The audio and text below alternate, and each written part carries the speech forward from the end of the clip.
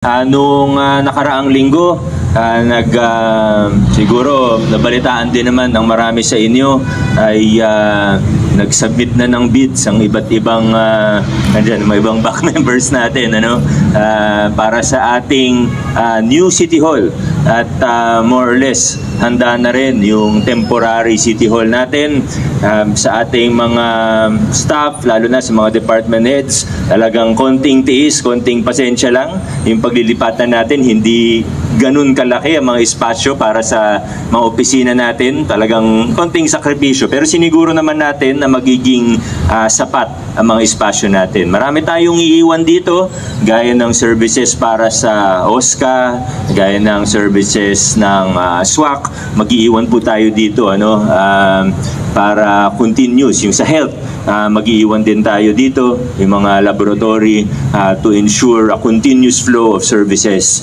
Pero dun po pagdating sa bidding mismo, medyo malaki yung kontrata, 'di ba? Yung approved budget of the contract ay nasa humigit kumulang 9.6 billion pesos. Pero dalawang paglilinaw lang po, kasi alam niyo naman, pag may ganyang kalaking kontrata, hindi may iwasan, may iba na magkakamali sa pag-unawa o yung iba sadyang gumagawa lang ng kwento.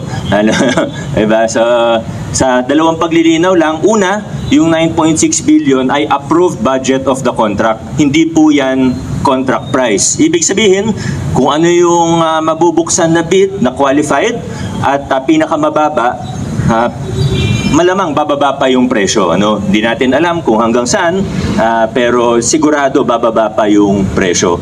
Pangalawang paglilinaw po, yung 9.6 billion pesos na yan, tayo very transparent tayo, na nakabuklat lahat, ika nga. Hindi lang po yan building.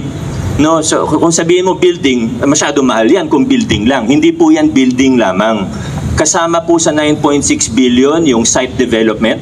Kasama po dyan yung provisions for IT. Hindi lang po fiber optic, kundi provisions for future technology. May mga espasyo, may mga provisions po para dyan. Kasama po dyan yung site development.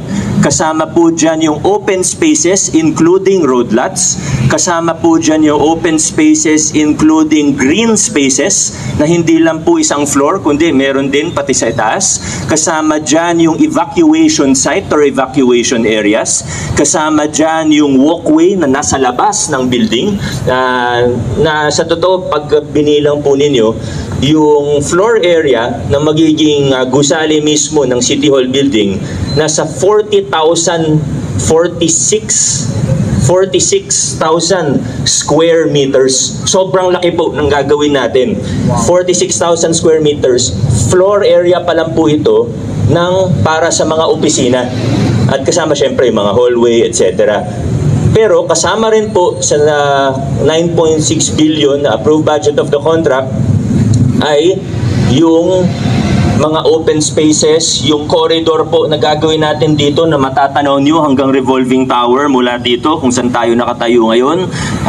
Muli po yung mga evacuation, ganyan, na more or less nasa 20,000 square meters din po yun.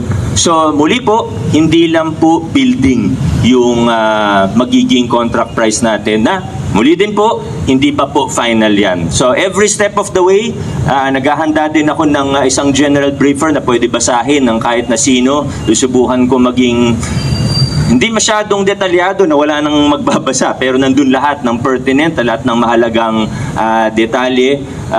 Inihiling ko lang po sa inyo na makatulong po ang bawat isa. Una, sa paglilipat natin bilang mga empleyado, medyo mahirap yung gagawin natin. Sa pag-inventaryo pa lang ng mga gamit, talagang ang bigat na ng trabaho na ginagawa natin.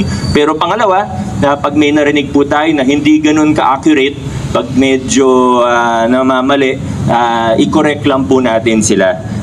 Dahil muli po, pag may ganitong kalaking proyekto, kahit saan, pag may ganitong kalaking proyekto, may mga ibang tao na susubok talaga na gumawa ng mga kung ano-anong kwento. Pero ang totoo naman nun, alam naman natin kung sino-sino yung mga gumagawa ng kwento na yun. Nisimulan nila, gumawa pa nga sila ng kwento na 40 plus billion. Talagang nag-iimbento lang kasi baka sakaling may makinig o may maniwala sa kanila.